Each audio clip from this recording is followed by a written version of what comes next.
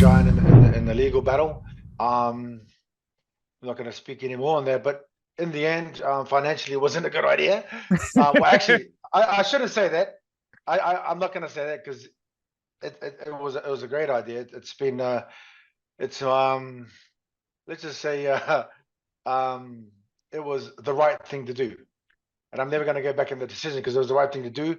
And like I said, I gave up my retirement to try and make things better for everyone else and myself. But because the playing field wasn't an even playing field, to be honest, and the change got to start from the top. But what are you going to do? You're going to continue to keep taking it from these guys that are cheating, and then so I try to do something about it.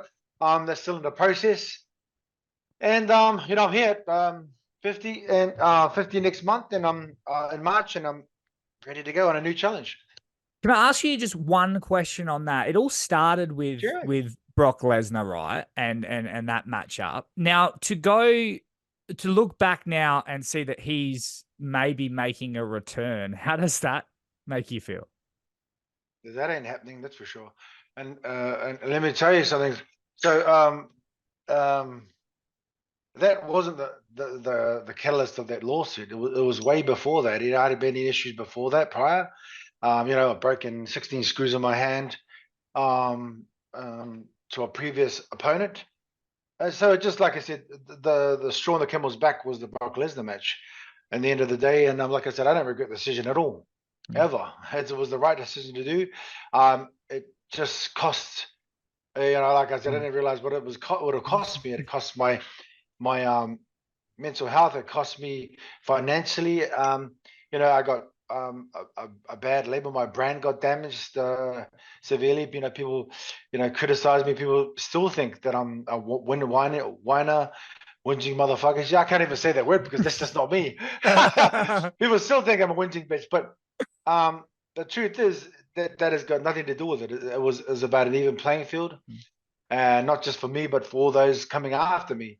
And like I said, as a pioneer, I felt it was my duty to lay the platform so no one else has to go for this rubbish, and it's still my duty. And although I won't say any more about it, it was, I'm never going to change my mind on that decision. I gave up my retirement to make things even. I didn't realize how much of a bigger deal it'll be, but I'm here to make things even and make things right. Like I said, it's time will tell about the change of it all, and like I said, that ain't happening with that Lesnar thing. I don't care what anyone says.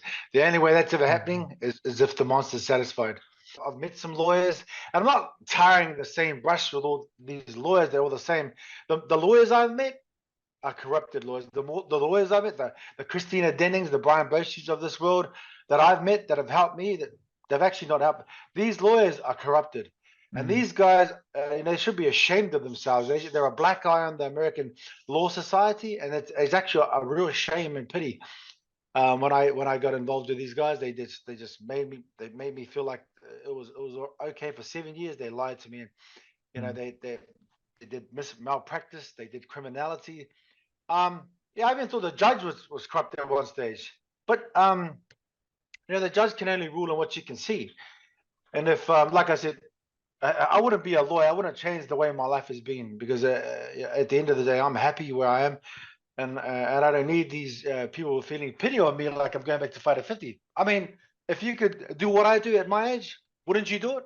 There's no way I'd go back and be an office, a lawyer, and go there and sit around and lie and cheat and steal from people. I'm not saying every lawyer is. I'm just saying the ones I've met are like that, are corrupted. So so when if they ever listen to this, Christina Dene and Brian Boshi, you're going to lose your license this year for sure, and I'm going to take your livelihood like you try to take mine.